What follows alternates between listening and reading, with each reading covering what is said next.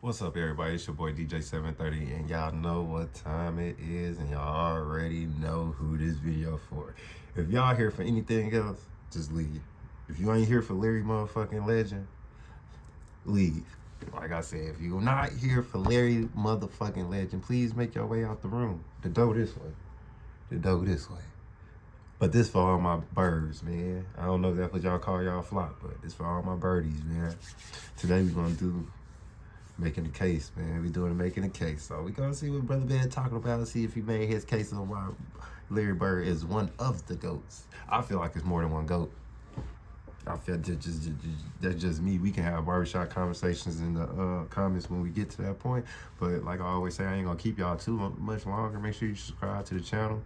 Please make sure you subscribe to the channel. That's all I do now. That's all I do. I quit my job because they unfair. And YouTube is fair. So I might as well work for them, right? Y'all help me, help y'all. Y'all get it. Make sure you get in these comments, talk to me. Because if y'all see my other Larry Bird videos, I'm talking and having a conversation with everybody. Everybody that comment, you going to see DJ730. DJ730, I'm under everybody join. And also, make sure y'all like this video. I ain't going to hold y'all up too much longer. Let's go. Basketball is special. The size of the court and the lack of pads or helmets give fans the most intimate experience of a team sport that exists. And because of the different styles that basketball allows for, players develop their own distinct identities and signature styles through their creativity, flair, and athleticism. And although no player succeeds alone, the scoring volume and two-way nature of the sport give individual stars a nearly unprecedented amount of control over the flow and outcome of a game. For this reason, players are constantly compared to their peers and to the legends of the past in order to answer the most hotly contested question in the sport: who's the greatest to ever do it? For many, the question is redundant. They believe in only one right answer, their answer. Others might have their own personal stance, but acknowledge one or two alternatives. But I believe that there's much more nuance to the question of greatness and more answers to it than you might think. By my count, there are 8 players in NBA history that have a substantial claim as the GOAT. It's a subjective thing. That's fair. Yeah, 8. I give it 8. Yeah, that's fair. I'll give it 8. 8. Yep. I can't give you a definitive answer. All I can do is make the argument. So today, I'll be making the case for Larry Bird as the greatest basketball player of all time.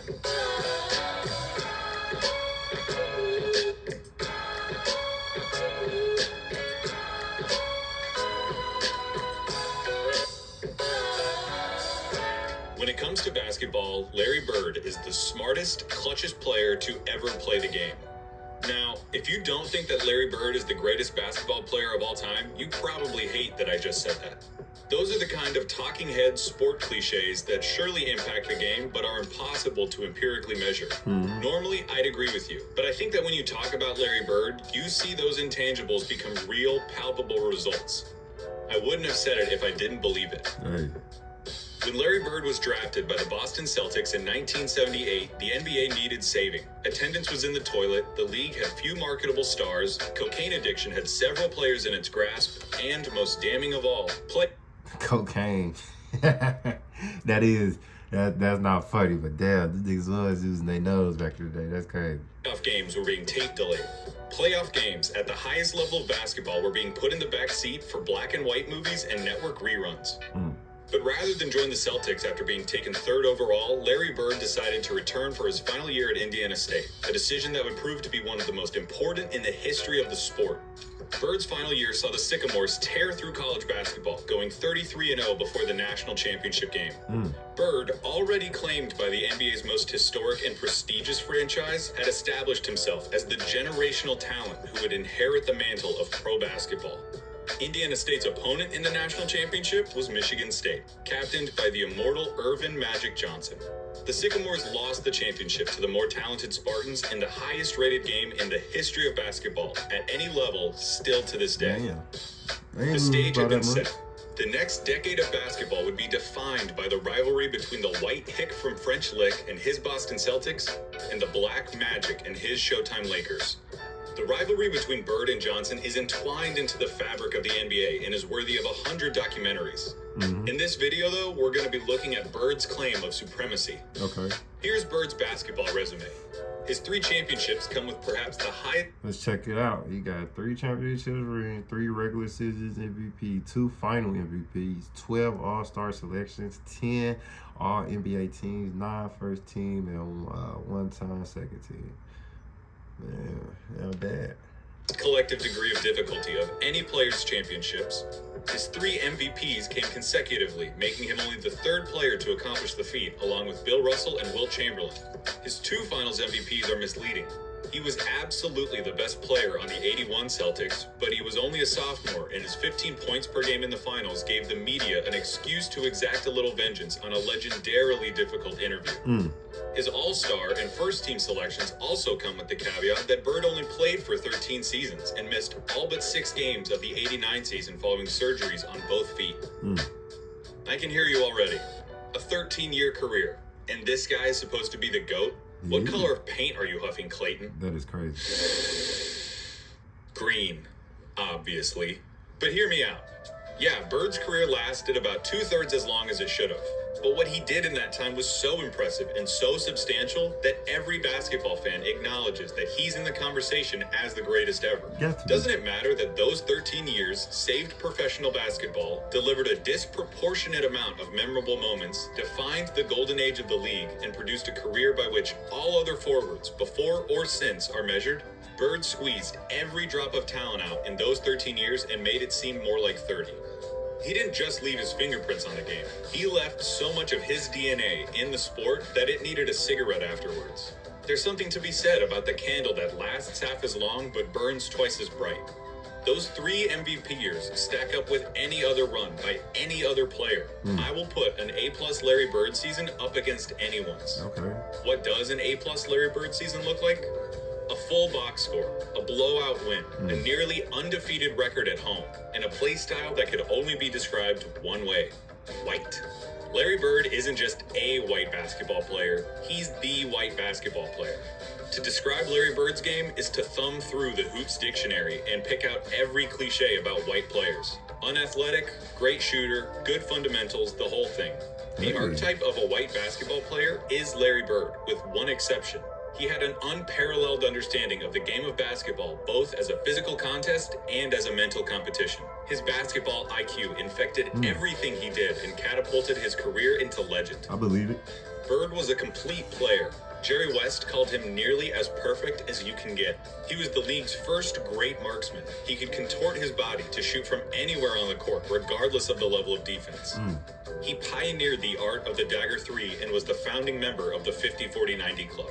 At 6'9", Bird's understanding of angles and coordination led to a higher rebounding average than Patrick Ewing, and it made him an impressively adept finisher in his younger years. '86, Bird dropped 47 points on the Blazers, playing the majority of the game left-handed. Damn. His lack of quick lateral movement meant that Bird didn't do much when it came to slapping the floor and picking up the opposing point guard, but his size and omniscience gave him the ability to body similarly sized players, read defenses like a free safety, and pick off passing lanes with ease. His passing was transcendent, and I'll highlight it later. And of course you need to know that Larry Bird was a tough M effort. He had a superhuman motor and dove for loose balls like a beagle at the park. He was a willing participant in his share of fights, often precipitated by his league-renowned trash talk. Larry told Robert Reed to stay there. He should have stayed in preaching. No. That was funny. He had 54. I was guarding in my rookie year. He looked at me and he goes, "You can't stop me." And I looked at him and I said, "Gosh, boy, you're so confident." He proceeded to score like 10 straight points on me. The coach took me out the game. He walks by and he's laughing at me. He was a basketball genius. He'd be a step ahead, a thought ahead, play the game like a chess game. I'd much rather guard Michael Jordan than Larry Bird because you have to play the game as a thinker when you're playing him. You have to get inside his mind. If you put all of us in a room, Magic, Jordan, myself, and Bird, Bird probably be the guy who walks out of the room at the end of the day. Did you notice something during those testimonies? Those are some of the best basketball players of all time, and they all sing Bird's praises like they were former assassins who had to go toe-to-toe with John Wick. They're just happy to be alive.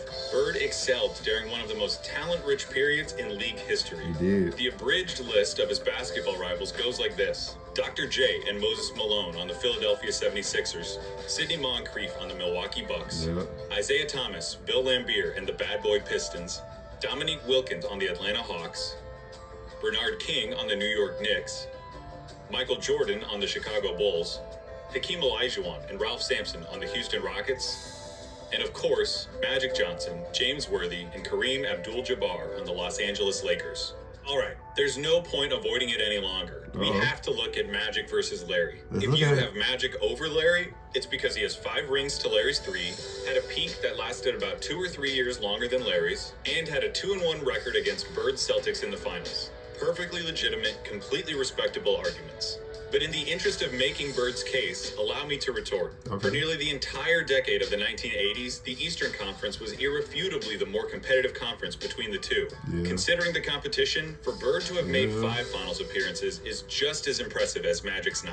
As for the head-to-head record responsible for Magic's 2 extra titles, he had more help.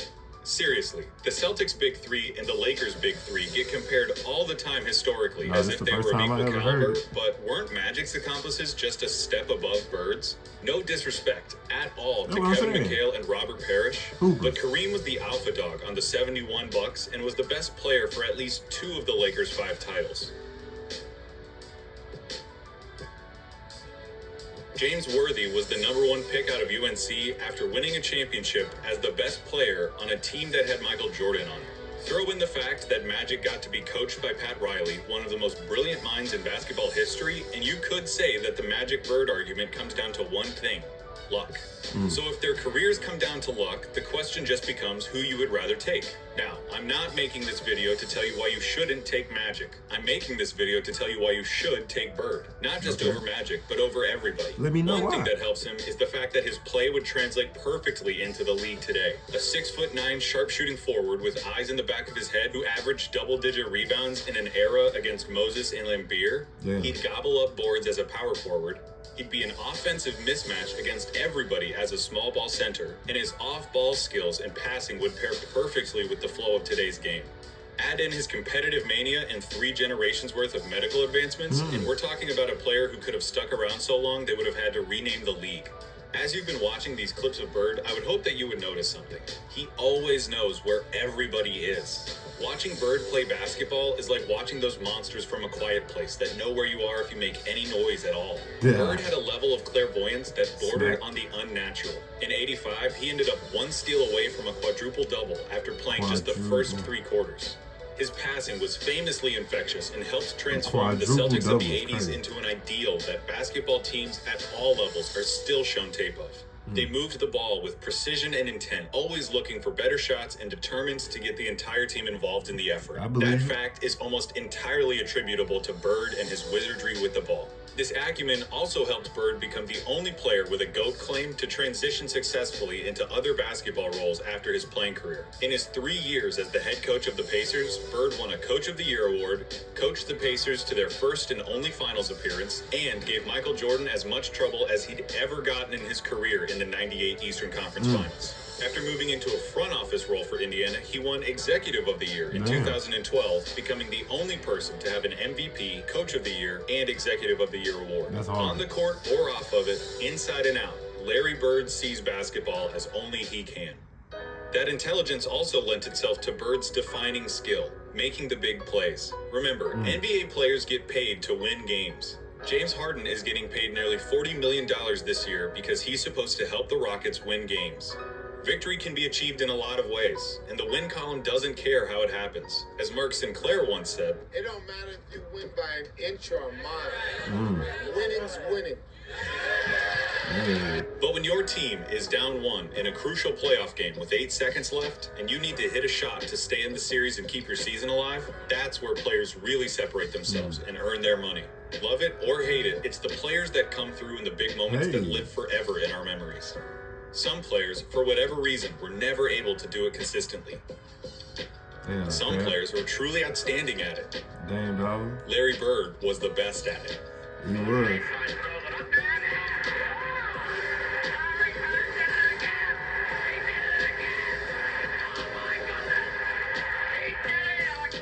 I'm not going to give you the stats about his field goal shooting under 2 minutes with a score that's this close, or tell you who had the most buzzer beaters, or any of that. Take that for data. I'm just going to show you clutch moments in clutch situations. 1985 against the Blazers. Okay, show Bird me some. drops 48 points, including this. Down 1 with 2 seconds left. This is the left hand game, right? You play left handed.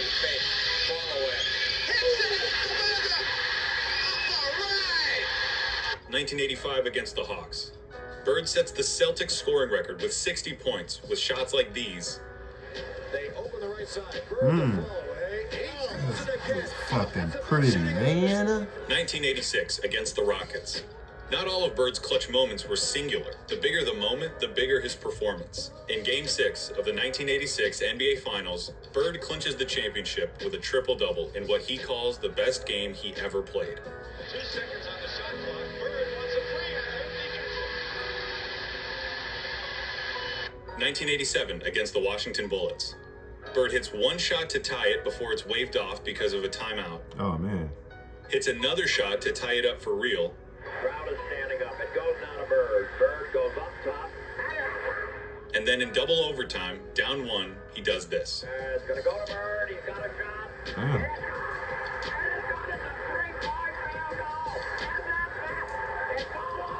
For 3 years, from 1986 to 1988, the three-point contest knew no other champion but Larry Bird. He's still got to drop one here quickly. 14. This is a tie for the money. Yo! 1987 Eastern Conference Finals, Game 5. Tied Russell at 2 Larry games Bird. apiece against the Bad Boy Pistons, this enormous game would put the winner 1 game away from the NBA Finals. The Pistons are up 1 with seconds remaining. The ball goes out of bounds off the Celtics. Isaiah Thomas just needs to inbound the ball to win the game. See, you just got inbound ball to win the game. Hey. Oh. See, you see that? That's what you call good basketball. That's Larry Legend. So Larry Legend. There are truly too many big games and Yeah. big moments for me to go through without this ending up as a documentary. But that all leads me to this, what I really want to talk about. 1987, NBA Finals, Game 4 against the Lakers. LA is up 2 games look, to 1, yeah, and the look. Celtics need to win Gotta to get the tie the ball. series and stay alive. Bird hits a 3 with 12 seconds left to go up by 2. Hey. Oh my goodness. Kareem comes down and gets fouled with 8 seconds left. Good basketball. He makes the first, but misses the second. LA ends up with the ball with 7 seconds left, down 1 point. In the low post, being guarded by Dennis Go, Johnson. go. Byron Scott is in the ball game now. Magic hits this, the baby skyhook. The baby sky hook. Damn. Oh, look, I got the baby sky hook. 2 seconds left, 2 seconds. down 1. Dennis Johnson on the inbound. Uh-oh. Bird Oh. fires it. What do you think happens? He missed. I bet it wasn't that. When I paused the tape and the ball was hanging in the air, you thought it was going in. Bird thought it was going in.